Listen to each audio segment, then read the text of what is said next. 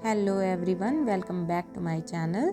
इस कहानी के फर्स्ट और सेकंड पार्ट की लिंक डिस्क्रिप्शन बॉक्स में दे दी गई है, तो प्लीज़ उसे ज़रूर सुनें ताकि आगे की कहानी आप सबको समझ में आए। अगले दिन वो वलीद से ख़ास होशियार होकर बात कर रही थी, बल्कि एक तरह से उसे नज़रअंदाज कर रही थी।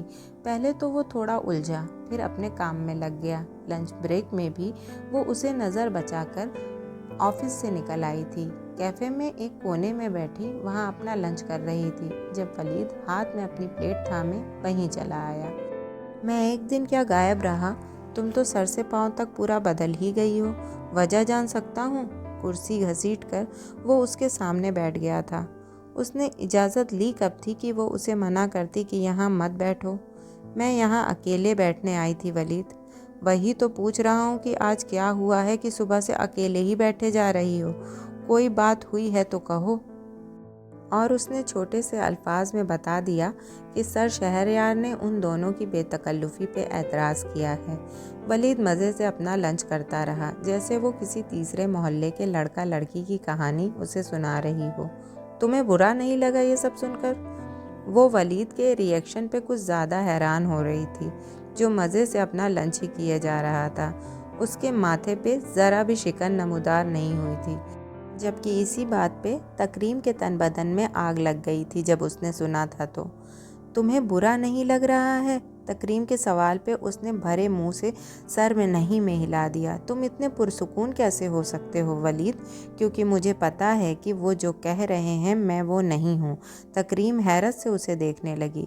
जो शख्स भी जाना पहचाना होता है ना तकरीम बीबी, उसे फ़र्क नहीं पड़ता कि दुनिया उसके बारे में क्या कहती है, क्योंकि वो खुद से वाकिफ़ होता है।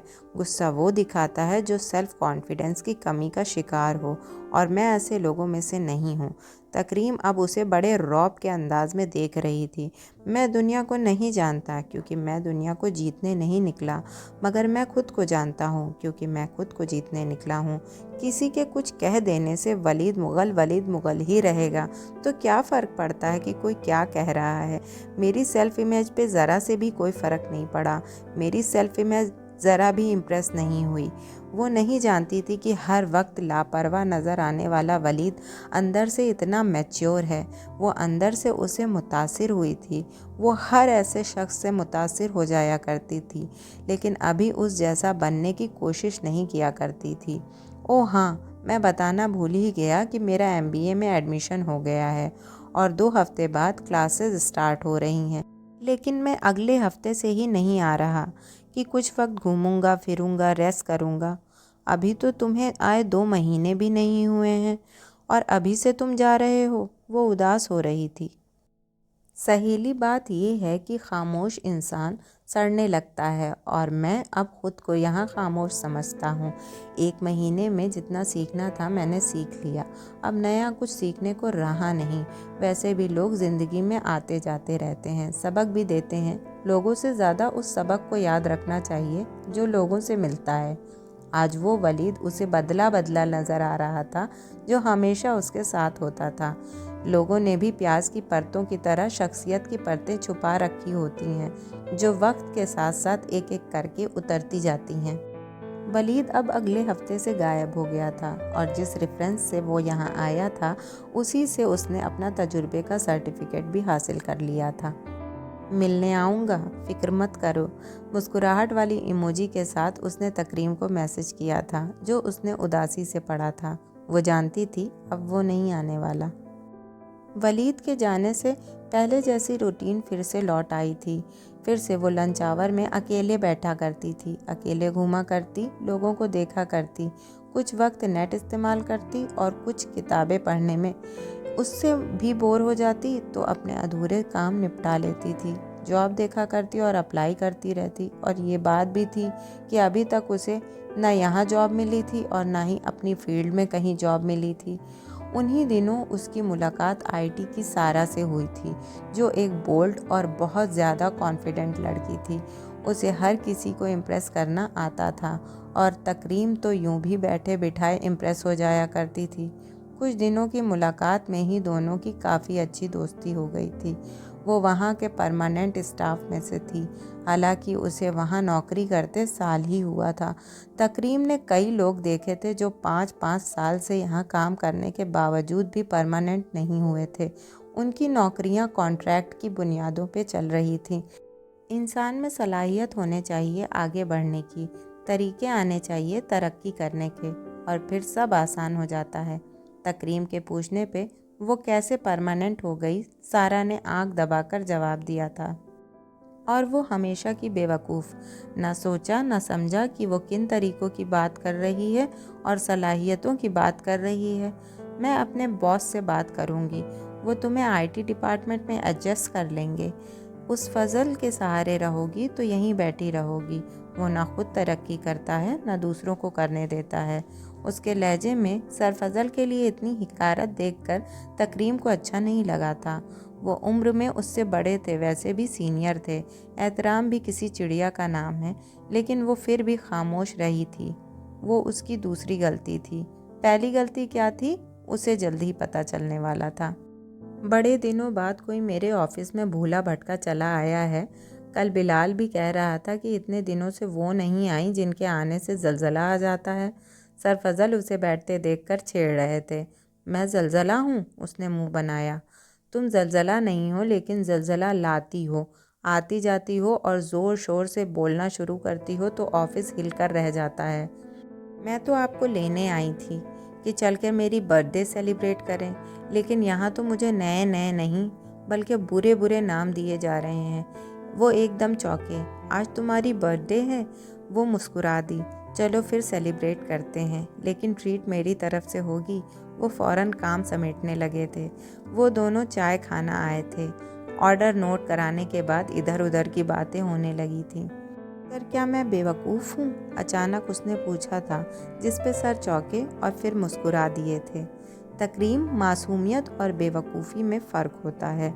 आप इमेच्योर होते हैं, बेवकूफ़ होते हैं जब आप दूसरे पे जल्द भरोसा कर लेते हैं, अपनी ज़ाती ज़िंदगी तक उसे पहुंचा देते हैं, बहुत जल्द अपना आप उस पे खोल देते हैं, अपने मसाइल उससे डिस्कस करने लगते हैं। हर बात हर किसी के सामने कहने वाली नहीं होती है। तुम नादान हो और तुम्हारा मसला ये है कि तुम दूसरों के बारे में गलत अंदाज़ा ना सिर्फ लगा लेती हो, बल्कि अंदाजे पे आंखें बंद करके यकीन भी कर लेती हो। वो दोनों मुट्ठियों पे ठोड़ी जमाए, कोहनियाँ मेज़ पे टिकाए हुए गौर से उन्हें सुन रही थी। आप ठीक कह रहे हैं सर, क्योंकि शायद मैं दुनिया को अपनी तरह समझती हूँ, इसीलिए तो शायद मुझे नौकरी नहीं मिल रही। 2 साल होने को आए हैं और अभी तक मुझे अपनी फील्ड में जॉब नहीं मिली। इसीलिए मैं कुछ हज़ार की इंटर्नशिप कर रही हूँ, जिससे मिलने वाली सारी रकम तो मेरे ट्रांसपोर्ट पे ही लग जाती है। नौकरी कोई भी छोटी बड़ी नहीं होती, और सच बताऊं कि जो नौकरी जितना रुस्वा करती है वो उतना सिखाती भी है, पॉलिश करती है। एक ही छलांग से अगर चोटी पे पहुंच जाया जाए तो क्या पता चलेगा कि रास्ता कैसा था। लगातार चढ़ने से इंसान थकता है, रुकता है, मगर उसे बैठना नहीं होता, चलते रहना होता है। चलते रहने से ही मंजिल मिलती है। ये बातें आपके लिए करना इसलिए आसान है सर, क्योंकि आप इतनी बड़ी पोस्ट पे जो बैठे हैं। वो जब नेगेटिव होकर सोचती तो ऐसे ही बातें किया करती थी। ऐसा नहीं है तकरीम, ऐसा ही है सर। जिसके पास सब कुछ होता है वही दूसरे को ऐसी बड़ी बड़ी बातें सुनाता है, क्योंकि उसने कभी खाली हाथ नहीं देखा होता। उन्होंने मायूसी से उसे देखा। मैं तुम्हारी सोच नहीं बदल सकता, लेकिन अपने से कहीं ऊंचा बैठा इंसान हमें ऊंचाई पे तो दिखाई देता है, लेकिन हम उस रास्ते को देखना भूल जाते हैं जिस रास्ते पे चलकर वो वहाँ बैठा होता है। खैर, मेरी दोस्त सारा को जानते हैं आप? आपके ही डिपार्टमेंट की है। वो एकदम चौंके थे। सारा शकूर? उसे कौन नहीं जानता, लेकिन वो कब से तुम्हारी दोस्त बन गई? उनके लहजे में फिक्र थी। कैफ़े में ही हुई थी मुलाकात, अब तो बहुत दोस्ती हो गई है। वो मेरी जॉब के लिए कोशिश भी कर रही है। उसकी बात पे उनकी भवें तन गई थीं।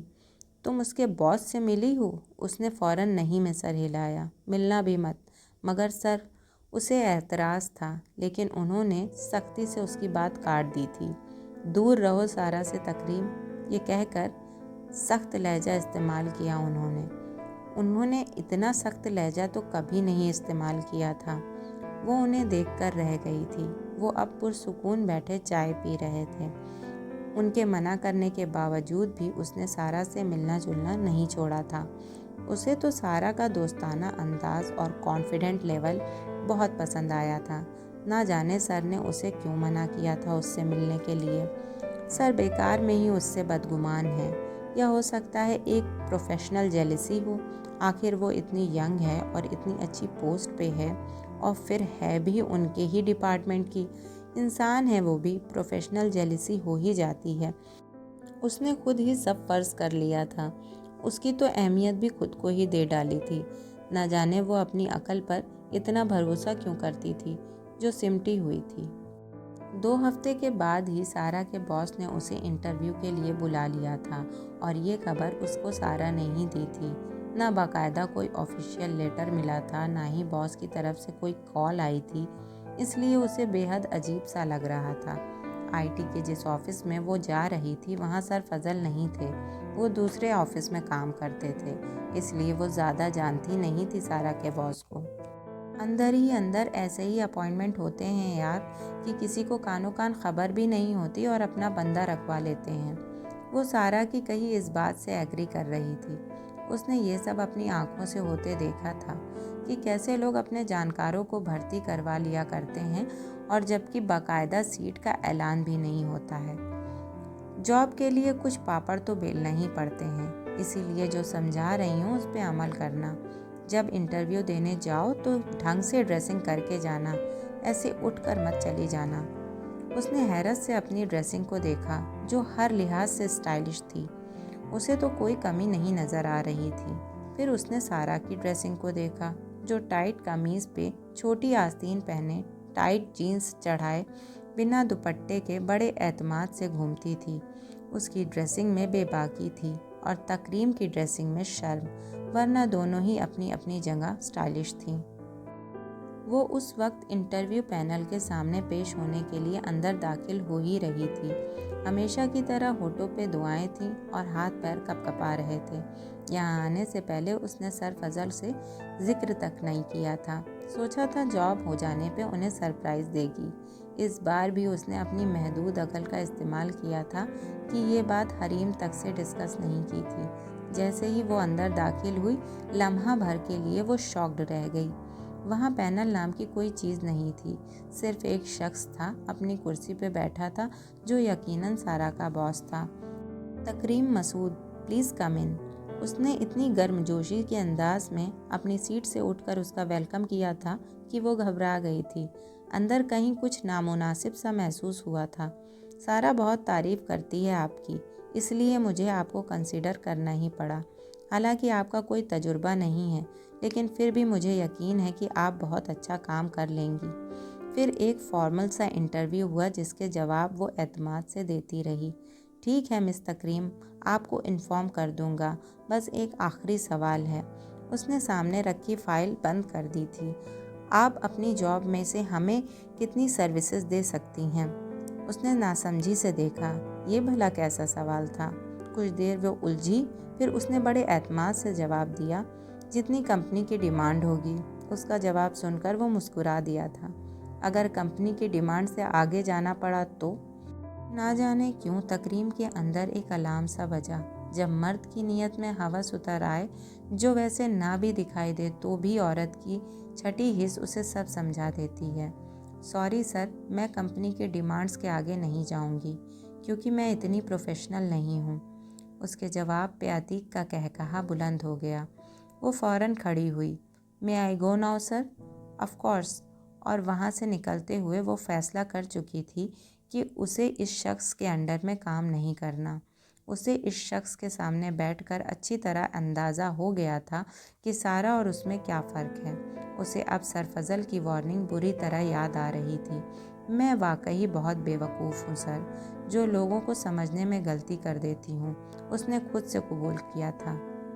अगले दिन सर उसे पार्किंग में मिले थे। उनका मिजाज बहुत बिगड़ा हुआ था, जो वो मिलते ही समझ गई थी।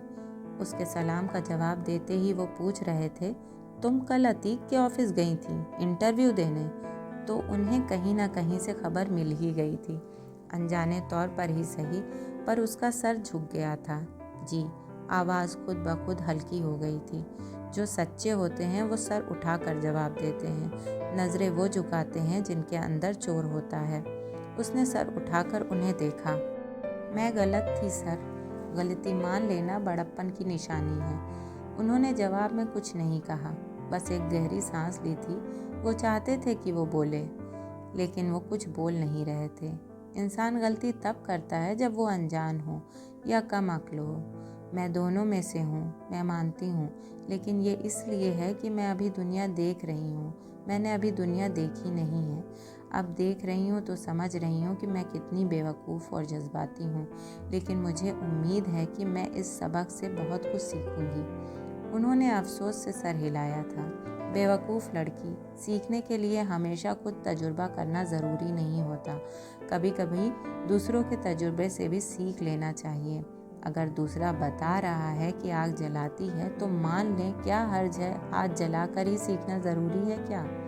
आप ठीक कह रहे हैं। ना जाने वो अपनी अक्ल वहाँ इस्तेमाल क्यों करती थी जहाँ उसकी ज़रूरत नहीं हुआ करती थी।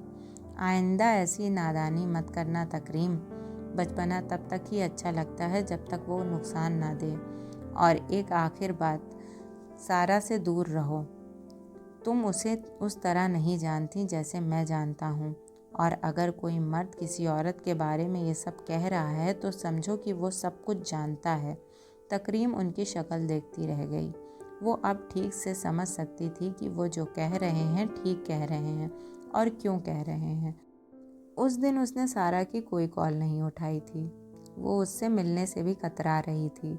दिल ही नहीं चाह रहा था उसका सामना करने का। शायद वो जानती थी कि वो उसे खूब सुनाएगी। उसका कोई मूड नहीं था कुछ भी सुनने का। अब तो उसका सारा से मिलने का भी दिल नहीं चाह रहा था। लंच ब्रेक में सारा कैफ़े में मिली थी। उसने बुरा भला भी कहा था कि वो उसके बॉस से किस तरह का बर्ताव करके आई है। पहले वो चुपचाप सुनती रही थी, फिर उसने फैसला किया कि उसे दो टूक जवाब देना चाहिए। मैं उस जगह जॉब नहीं कर सकती। मैंने इतनी मुश्किल से तुम्हारे लिए जॉब फिक्स की है और तुम यहाँ बैठे ये सब कह रही हो। वो करीब करीब चिल्ला ही उठी थी। मैं उस जगह मिसफिट हूँ, वो रुखाई से कह रही थी। तकरीम बीबी, किसी भी जगह पे फिट होना पड़ता है, वो चबा चबा कर कह रही थी। अपनी इज्जत के बदले? ये सुनकर सारा एकदम से ठंडी हो गई। हर माहौल के मुताबिक ढलना पड़ता है। खुद में जॉब्स के लिए गट्स पैदा करने पड़ते हैं। अगर इस तरीके से काम बनता है तो क्या बुरा है? उसे इस एक लम्हे में अपनी दोस्ती के इंतखाब पे काफ़ी अफसोस हुआ था। जल्दी जल्दी वो अपना बैग समेट रही थी। बेहतर होगा कि अब हम कभी ना मिलें। सारा हैरत से मुंह खोले उसे देख रही थी, क्योंकि तुम में और मुझ में क्या फ़र्क है ये मैं जान गई हूँ। उसे अब इंसानों के लिबास में छुपी भेड़ों की समझ आने लगी थी। अकल देर से आए या जल्दी हमेशा काम की बात सिखा देती है। क्या फ़र्क है तकरीम मसूद, मैं जानना चाहती हूँ। जिस किस्म का ताल्लुक मेरा बॉस के साथ है वैसे ही तो तुम्हारा फजल के साथ है, तो फिर तुम में और मुझ में फ़र्क ही क्या है? इस बात पे तकरीम का दिमाग माऊफ हो गया था। ऐसे क्या देख रही हो? तुम्हारे और उसके बीच में जो कुछ है सबको दिखाई देता है। वो तंजिया मुस्कुराई थी। इतनी फेवर्स वो किसी को नहीं देता जितनी तुम्हें देता है। मैंने बहुत कोशिश की थी कि वो मुझे अपने डिपार्टमेंट में रख ले, लेकिन उसने साफ मना कर दिया और फिर तुम्हें उसने रखवाया। अब वो ये यकीनन कोशिश करेगा कि तुम्हें अपने डिपार्टमेंट में शिफ्ट करवा ले। मैंने भी यही जानने के लिए तुमसे दोस्ती की थी कि तुम में ऐसा क्या है कि उसने तुम्हें इनकार नहीं किया और मुझे मना कर दिया। सोचना इस बात पे तकरीम, और ये भी सोचना कि तुम अंधी हो सकती हो, लेकिन लोग अंधे नहीं हैं। वो तेज़ी से वहाँ से चली गई। दोस्तों, ये था इस कहानी का 3rd पार्ट। आगे की कहानी जानने के लिए मेरा चैनल सब्सक्राइब करें और साथ ही बेल के आइकन को ज़रूर दबा दें ताकि आने वाली वीडियो की नोटिफिकेशंस आपको सबसे पहले मिलें। मिलते हैं इसके अगले पार्ट में। तब तक के लिए बाय बाय।